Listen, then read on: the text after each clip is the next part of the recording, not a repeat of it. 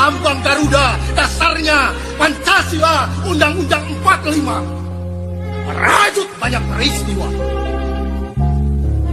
Peralihan kepemimpinan yang mendesak, Bung Karno diganti Pak Harto dengan dalih keamanan negara. Pembantaian 6 jenderal, 1 perwira, 6 jam dalam 1 malam, mati di lubang tak berguna. Tak ada dalam perang Mahabharata, bahkan di sejarah dunia, hanya di sejarah Indonesia. Selanjutnya kita beralih ke Lubang Buaya.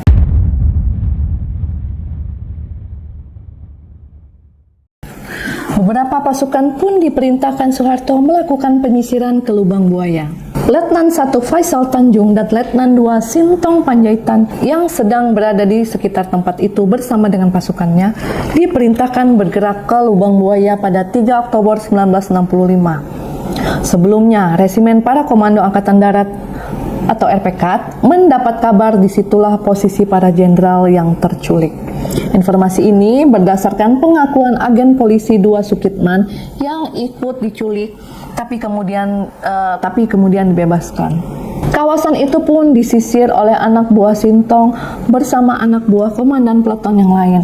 Kemudian mereka melihat salah satu bekas sumur yang sudah ditanami oleh pohon pisang. Bekas sumur itu pun digali.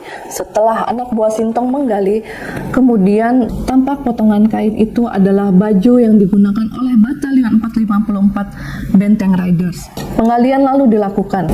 Selanjutnya, pada kedalaman 12 meter, salah seorang anak buah Sintong melihat ada kaki manusia yang mencuat ke atas. Nah, yakinlah pasukan elit itu bahwa disitulah letak dari jenazah para jenderal yang diculik. Selanjutnya, pemakaman dilakukan pada tanggal 5 Oktober 1965 dan ternyata 5 Oktober itu bertepatan dengan HUT TNI Angkatan Darat. Selanjutnya kalian pasti bertanya-tanya kan, di mana DN Aidit pada saat peristiwa itu? Di manakah DN Aidit saat itu? Pada Kamis 30 September 1965, Aidit ada di rumahnya nih. Kemudian sekitar pukul 9 malam, datang sebuah mobil jeep. Aidit pada saat itu dijemput oleh 2 orang berseragam biru. Salah satunya adalah Mayor Udara Sujono.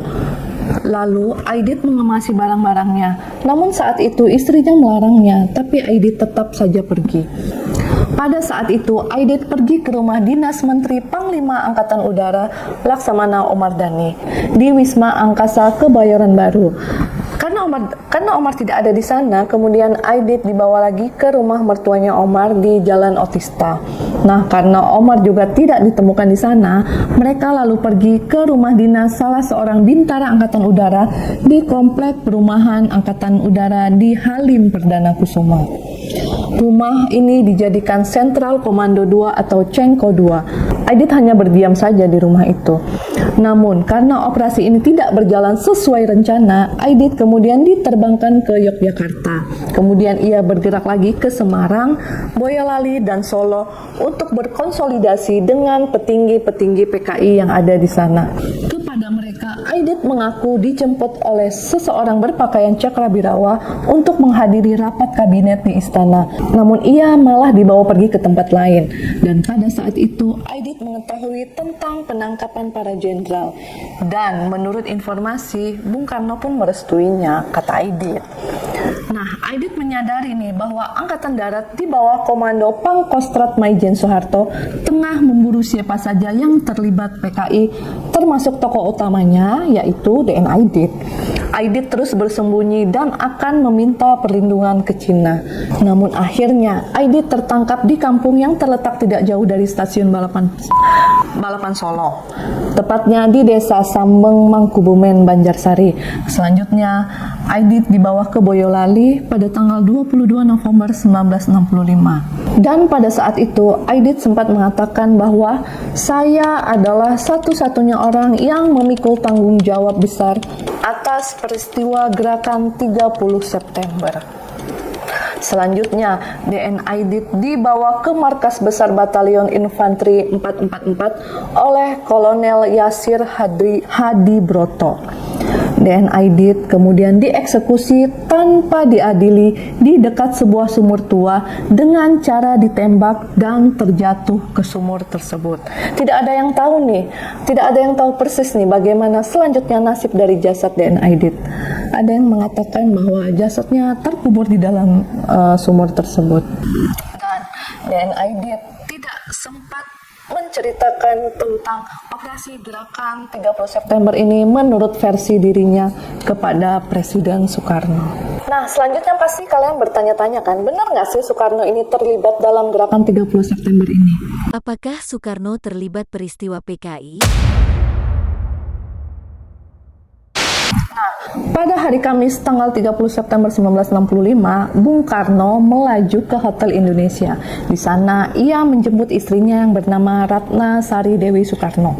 Kemudian pada 1 Oktober 1965, sekitar pukul 6 pagi, Mangil, salah seorang pengawal Bung Karno, mendapat kabar bahwa rumah dari Jenderal Abdul Haris Nasution dan Leimena ditembaki oleh seseorang. Pada saat itu, sesuai SOP Cakrabirawa, ada dua pilihan tempat evakuasi Bung Karno dari istana dalam keadaan darurat. Pertama adalah Halim Perdana Kusuma, karena di sana ada pesawat kepresidenan yaitu Jetstar C-140, dan yang kedua adalah Tanjung Priok, Jakarta Utara. Karena di sana ada kapal presidenan Verona 1-2 yang bersandar. Kemudian Bung Karno akhirnya memutuskan untuk pergi ke pangkalan udara Halim Perdana Kusuma. Saat itu suasana masih sepi karena nggak ada latihan personel Angkatan Udara. Presiden yang ditemani oleh Jaksa Agung Muda Sunario menuju gedung Komandan Operasi atau Koops Auri. Di tempat ini, Bung Karno bertemu dengan Menteri atau Panglima Angkatan Udara Laksamana Madya Omardhani dan Panglima Koops Komodor Leo Watimena. Tak lama kemudian, 3 perwira Angkatan Darat datang menemui Bung Karno di sana. Mereka adalah Panglima Tempur Mandala Siaga Brigjen Suparjo dan Mayor Bambang Supeno serta Mayor Sukirno yang merupakan Komandan Batalion Dharma Putra Kostrat. Kepada Soekarno, Suparjo melaporkan tentang insiden penembakan antar pasukan ABRI yang mana pada saat itu langsung diperintahkan oleh Presiden Soeharto untuk segera dihentikan. Demikian pula saat Soekarno meminta Bung Karno untuk mendukung gerakan 30 September tersebut, dengan tegas Presiden Soekarno menolaknya. Kemudian Presiden Soekarno bergerak ke rumah Komodor Susanto untuk segera menentukan mem pangat yang baru. Pada saat itu Presiden Soekarno memimpin rapat di rumah Komodor Susanto. Hadir dalam rapat itu yaitu Dr. Leimena, Laksamana Madya Omardhani, Laksamana Madya R.E. Martadinata, Inspektur Jenderal Polisi Sucipto Yudo Diharjo, kemudian ada Brigjen Sutardio, Brigjen Sabur, dan Brigjen Suparjo. Dalam rapat itu diajukan 5 orang calon yaitu Maijen Mursyid, Maijen Basuki Rahmat, Maijen Pranoto, Maijen Ibrahim Aji, dan Maijen Soeharto. Pihak PKI melalui Brigjen Suparno mengajukan 2 orang calon yaitu Maijen Rukman dan Maijen Pranoto. Setelah melalui penilaian, ternyata Presiden Soekarno memutuskan bahwa pimpinan Angkatan Darat dipegang oleh dirinya sendiri nih. Dan untuk pelaksanaan sehari-hari ditunjuklah Maijen Pranoto sebagai caretaker. Presiden juga memerintahkan agar semua pasukan tetap di posnya masing-masing dan menghindari adanya pertumpahan darah. Nah, jadi di sini jelas ya bahwa Presiden Soekarno menurut kami tidak terlibat nih. Selanjutnya yang menjadi pertanyaan besar adalah di mana Soeharto pada saat kejadian dan kenapa Soeharto tidak ikut diculik? Di mana dan kenapa Soeharto tidak ikut diculik? Dalam sebuah pledoinya, Kolonel Abdul Latif mengatakan bahwa ia sempat bertemu dengan Soeharto pada malam 30 September 1965, beberapa jam menjelang gerakan 30 September dilancarkan. Kolonel Latif menemui Soeharto di RSPAD. Kala itu Soeharto sedang menunggui anaknya yang bernama Tommy, yang mana tengah dirawat karena ketumpahan susu. Kolonel provokatif mengatakan tentang rencana penculikan para jenderal. Namun pada saat itu Soeharto hanya bergeming. Ia diam saja mendengar informasi tersebut. Namun tidak ada yang dapat membuktikan peristiwa tersebut. Nah, selanjutnya timbul pertanyaan, kenapa Soeharto tidak ikut diculik? Nah, Soeharto sendiri yang berada di luar kelompok tidak dianggap sebagai anggota Dewan Jenderal. Soeharto memang berpangkat Maijen atau Mayor Jenderal atau Bintang 2. Namun, beliau bertugas menjadi Panglima Kostrad. Beliau berada di tengah pasukan, bukan berada di dalam pemerintahan. Otomatis, PKI tidak memandang beliau sebagai sosok militer yang berbahaya. Soeharto, walaupun seorang Mayor Jenderal, saat itu beliau tidak selalu bersama dengan Nasution atau Letjen Yani karena beliau lebih banyak bersama pasukannya di Kostrad. Soeharto tidak termasuk barisan ABRI yang bisa menganulir tiap usulan PKI di pemerintahan. Nah, karena dia hanya perwira tinggi lapangan, bukan jenderal pembuat keputusan strategis. Jadi, PKI beranggapan jika kelompok Nasution dan Ahmad Yani mereka hancurkan, lantas semua pasukan ABRI ini bisa mereka kuasai. Namun ternyata PKI salah besar. Ketika pasukan gabungan dikerahkan Soeharto untuk masuk ke dalam wilayah Lubang Buaya, para anggota PKI panik nih. Pada saat itu, Brigjen Soekarno mengatakan, kita udah kalah. Kemudian Syam Kamarudzaman membalaskan, Jawa Tengah akan berbicara teman-teman. Nah, sedangkan Letkol Untung sepanjang hari beliau hanya diam dan termenung.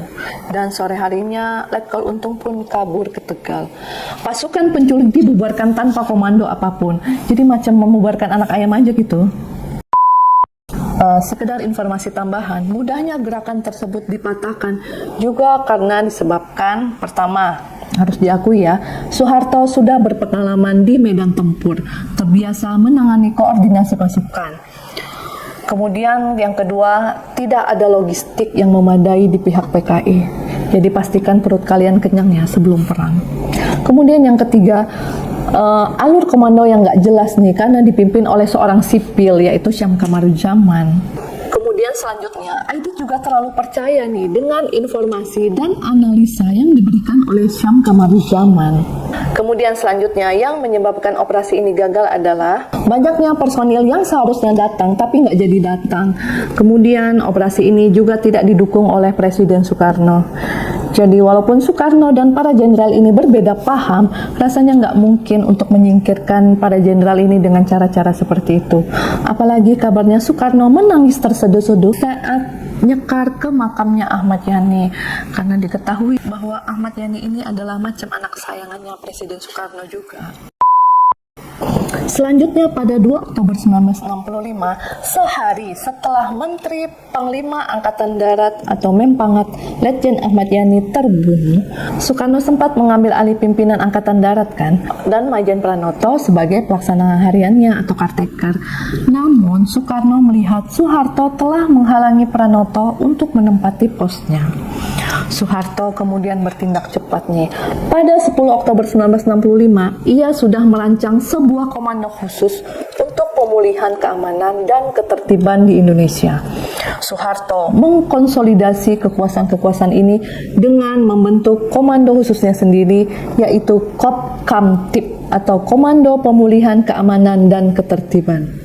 Sebuah dinas keamanan serta intelijen di luar konstitusi yang mengambil alih pengejaran politik serta pengawasan. Nah, hingga pertengahan Oktober 1965, Soekarno tidak punya pilihan perwira tinggi lainnya nih untuk ditempatkan sebagai pengganti Ahmad Yani. Sementara pendukung Soeharto di Angkatan Darat sudah semakin banyak. Maka pada 14 Oktober 1965, Soeharto akhirnya dijadikan pengganti Mempangat, dan jabatan ini membuat Soeharto semakin kuat. Selanjutnya di Tims, peristiwa ini nggak cuma terjadi di Jakarta aja, tapi juga di daerah-daerah lain. Dan dampaknya sangat besar sekali. Setelah PKI dibubarkan, banyak orang-orang yang diduga PKI semuanya ditangkap dan mereka dihukum tanpa melalui persidangan. Mereka dibantai secara masif atau lebih dikenal dengan istilah genosida 65. Nah, bagaimana pembantaian PKI di luar Jakarta?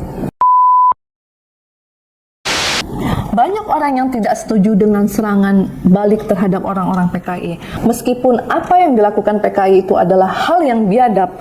Salah satu yang mengkritik adalah seorang aktivis atau seorang mahasiswa yang bernama Suhoki. Dalam laporannya, Gi menyatakan tulisannya itu tuh bukan untuk membela PKI atau membenarkan cara-cara yang PKI lakukan saat menghancurkan lawan-lawan politiknya. Pembelaan Gi itu ditujukan kepada penegakan hukum, keadilan, dan kemanusiaan. Menurut pengamatan Suhoki, Bali sebelum tahun 1965-1966 bukanlah daerah yang strategis. Kepulauan ini tidak punya kepentingan politik, ekonomi, dan militer yang menentukan perebutan kekuasaan. Tetapi tidak demikian nih menurut Presiden Soekarno. Bagi Soekarno, Bali merupakan ibu kota kedua setelah Jakarta. Di Bali, Soekarno suka menghabiskan banyak waktu di Tampak Siring. Selain itu, Bali juga memiliki makna yang sentimental karena ibunda dari Bung Karno adalah orang Bali. Pendukung Soekarno di Bali juga cukup besar. Gubernur Bali Suteja yang merangkap jabatan sebagai kepala Papelera adalah anak didik dari Soekarno. Di kalangan militer, Soekarno juga memiliki banyak pengikut dan orang-orang yang setia serta loyal kepadanya. Proses nasakomisasi di Bali berjalan cukup lancar. Hampir setiap badan dan perwakilan pemerintah berhasil dinasakomkan. Hingga sebelum kudeta militer 1 Oktober 1965 itu, situasi di Bali berjalan sesuai dengan apa yang dikehendaki oleh Soekarno. Nah, situasi itu tidak berubah nih sebulan setelah kudeta. Keadaan mulai memanas setelah kabar mengenai adanya pembantaian massal di Jawa Tengah dan Jawa Timur hingga sampai ke Bali. Pembantaian dimulai dengan provokasi anggota PNI yaitu Dewa Made Wadegama. Dalam propagandanya, dia mengatakan bahwa Tuhan menyetujui pembantaian terhadap orang-orang yang diduga PKI dan hukum tidak akan menindak mereka yang melakukannya. Warga juga dihasut nih untuk melakukan penjarahan-penjarahan terhadap semua harta benda milik PKI. Dengan propaganda tersebut, orang-orang PNI yang awalnya mendukung Nasakom mulai berbalik arah nih dengan mengecam PKI. Saat itu Soekarno masih menjadi presiden, namun dia sudah tidak punya kekuatan. Semua telah dikendalikan oleh Jenderal Soeharto. Nah, dengan melakukan serangkaian pembantaian massal, kelompok ini ingin menunjukkan bahwa Bali benar-benar anti PKI dan pro Pancasila. Sejak saat itu, pasukan-pasukan partikelir yang terkenal dengan seragam hitamnya, dengan persenjataan pedang, pisau, pentungan, dan senjata api, mulai melakukan pembakaran-pembakaran rumah PKI sebagai warming up untuk tujuan yang lebih bengis. Selama 3 bulan, Bali yang indah menjadi neraka penyembelihan-penyembelihan. Menurut perkiraan yang paling konservatif, pembunuhan-pembunuhan itu telah menelan korban jiwa sebanyak 80.000, yang mana terdiri dari orang tua, muda, laki, perempuan. Rumah-rumah yang dibakar dan harta benda yang dijara masih belum dihitung jumlahnya. Begitupun dengan kasus-kasus pemerkosaan terhadap mereka yang dituduh gerwani.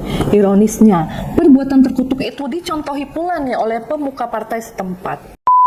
Operasi penumpasan orang-orang komunis di Bali mulai dilaksanakan pada 7 Desember 1965. Saat itu, resimen para Komando Angkatan Darat atau RPK yang dipimpin oleh Mayor Jasmin mendarat di Bali. Target pertama jatuh pada salah satu donatur sentral daerah besar PKI Bali yang bernama I Gede Poger.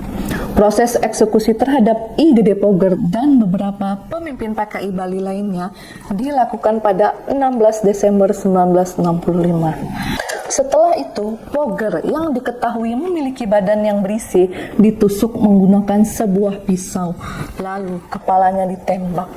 Gede Poger pun tewas seketika. Untuk menghentikan kejadian mengenaskan ini, Suhogi pun mengusulkan pada Brigjen Sukertijo agar segera mengendalikan anak buahnya dan segera memberi aturan yang tegas. Bagi yang bersalah diberikan hukuman, sedangkan mereka yang tidak bersalah harus segera dibebaskan. Selain di Bali, Suhogi juga menyorot kasus pembantaian massal anggota dan simpatisan PKI di Purwodadi, Jawa Tengah. Dia bahkan terjun langsung di lapangan dan melihat sendiri bagaimana amuk massa berlangsung sangat mengerikan saat itu. Untuk mencegah lebih banyak korban, Suhogi banyak nih melakukan tindakan advokasi untuk penghentian tindakan-tindakan di luar batas kemanusiaan tersebut.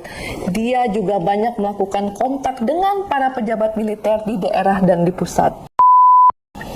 Simpati Suhogi tidak hanya kepada para korban pembantaian massal nih, tetapi juga terhadap para tahanan 1965 dan stigma yang dilekatkan kepada mereka.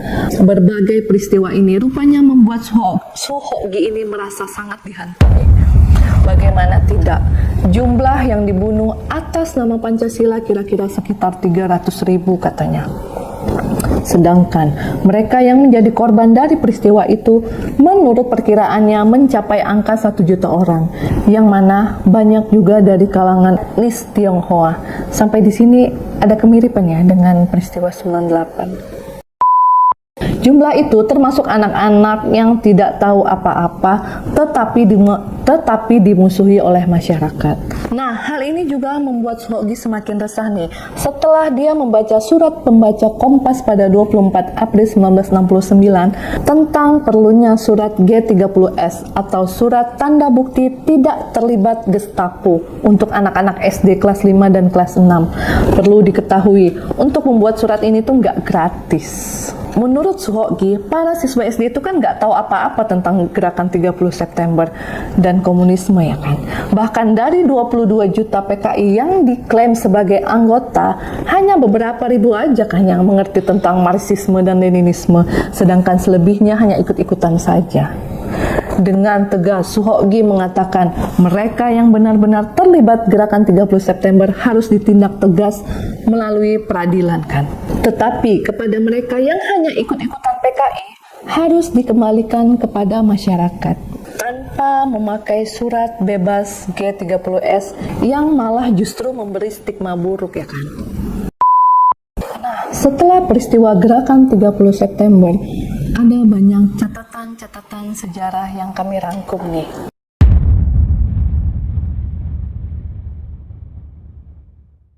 Setelah peristiwa gerakan 30 September, ada banyak hal-hal yang mewarnai tentang penumpasan gerakan tersebut, dan kami merangkumnya dalam beberapa catatan. Pertama, gerakan penumpasan para anggota dan simpatisan PKI yang berjalan dengan brutal dan tanpa mengindahkan hukum serta penghormatan hak asasi. Lebih merupakan aksi balas dendam yang implikasinya sangat membuat traumatis. Terdapat fiksi atas kekejaman PKI yang dilakukan oleh para gerwani, yaitu menyayat-nyayat kelamin para jenderal dengan silet saat berada di lubang buaya. Kemudian selanjutnya ada peristiwa mahasiswa yang turun ke jalan dan meminta diwujudkannya Tritura atau 3 tuntutan rakyat. Selanjutnya ada sebuah surat sakti atau lebih dikenal dengan Super Semar. Kemudian selanjutnya Presiden Soekarno lengser dan malah menjadi tahanan politik. Kemudian Jenderal Abdul Haris Nasution menjadi ketua MPRS, tapi kemudian akhirnya disingkirkan. Selanjutnya, perlawanan pernah dilakukan Bung Karno lewat pidatonya yang berjudul Nawaksara. Namun, pidato pertanggungjawaban itu ditolak oleh MPRS. Terakhir, semua orang-orang yang dekat dan setia terhadap Bung Karno menjadi tahanan politik. Beberapa di antaranya ada yang dihukum mati, dihadapkan pada sidang mahkamah luar biasa atau mahmiluk. Di antaranya ada Mayor Jenderal Pranoto Rekso Samudra, kemudian ada Subandrio, kemudian ada Omar Dhani, kemudian ada Khairul Saleh, dan ada beberapa yang dihukum mati, tapi kemudian dibebaskan saat sudah berusia lanjut. Sedangkan para pelaku penculikan seperti Letkol Untung CS juga dihadapkan pada sidang mahmilub, tapi ada juga yang menghilang, tidak jelas keberadaannya. Nah, pertanyaannya, siapa yang diuntungkan dari peristiwa gerakan 30 September ini? Demikian video panjang dari aku ini, semoga bermanfaat. Mohon maaf bila dalam penyebutan nama, pangkat, dan jabatan ada yang tidak sesuai ya. Boleh langsung koreksi di kolom komentar di bawah. Demikian dan sampai ketemu di video-video selanjutnya. Jangan lupa untuk selalu like dan subscribe video aku supaya aku semangat untuk membuat video-video selanjutnya. Terima kasih dan Assalamualaikum warahmatullahi wabarakatuh.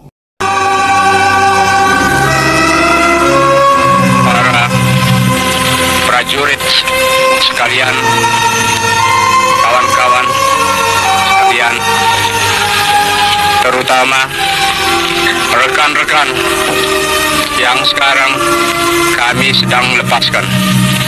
Bismillahirrahmanirrahim. Hari ini hari angkatan bersenjata kita.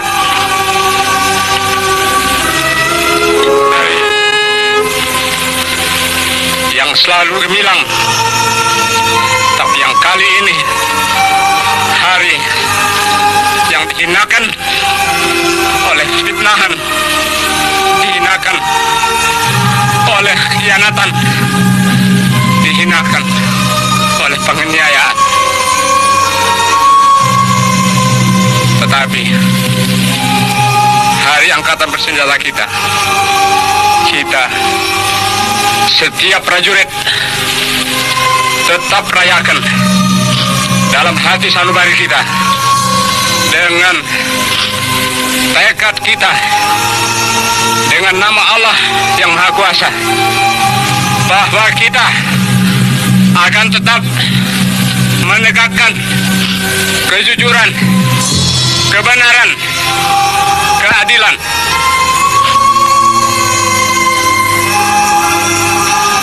Jenderal Suprapto, Jenderal Hartono, Haryono, Jenderal Parman, Jenderal Panjaitan, Jenderal Sutoyo, Letnan Tendean, kamu semua mendahului kami semua yang kamu tinggalkan punya kewajiban meneruskan perjuangan kita, meneruskan tugas, perjuangan kita, meneruskan tugas angkatan bersenjata kita, meneruskan perjuangan TNI kita, meneruskan tugas yang suci. Kamu semua, tidak ada yang lebih tahu daripada kami yang di sini, daripada saya. Sejak 20 tahun kita selalu bersama-sama membela negara kita, perjuangan kemerdekaan kita, membela pemimpin besar kita, membela cita-cita rakyat kita. Saya tahu kamu manusia tentu ada kekurangan, ada kesalahan. Kita semua demikian. Tapi saya tahu kamu semua telah 20 tahun penuh memberikan semua dharma baktimu, semua yang ada padamu untuk cita-cita yang tinggi itu. Dan karena itu kamu biarpun hendak dicemarkan, hendak difitnah bahwa kamu pengkhianat, justru di sini kami semua saksi yang hidup. Kamu adalah telah berjuang sesuai dengan kewajiban kita semua menegakkan keadilan, kebenaran, kemerdekaan. Tidak ada yang ragu-ragu. Kami semua sedia juga mengikuti jalan kamu. Jika memang fitnah mereka itu benar, kami akan buktikan. Rekan-rekan, adik-adik saya sekalian, saya sekarang sebagai yang tertua, rekan-rekan, adik-adik saya sekalian, saya sekarang sebagai yang tertua dalam TNI yang tinggal bersama lainnya akan meneruskan perjuangan kamu, membela kehormatan kamu. Menghadaplah sebagai pahlawan, pahlawan dalam hati kami seluruh TNI. Sebagai pahlawan menghadaplah kepada asal mula kita yang menciptakan kita, Allah Subhanahu wa Ta'ala. Karena akhirnya dialah panglima kita yang paling tertinggi. Dialah yang menentukan segala sesuatu, juga atas diri kita semua. Tetapi dengan keimanan ini juga kami semua yakin bahwa yang benar akan tetap menang dan yang tidak benar akan tetap hancur. Fitnah, fitnah berkali-kali. Fitnah lebih jahat dari pembunuhan. Fitnah lebih jahat dari pembunuhan. Kita semua difitnah dan saudara-saudara telah dibunuh. Kita diperlakukan demikian. Tapi jangan kita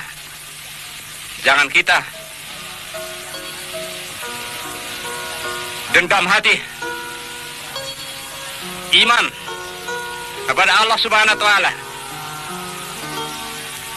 iman kepadanya meneguhkan kita, karena Dia perintahkan kita semua berkewajiban untuk menegakkan keadilan dan kebenaran. Betul.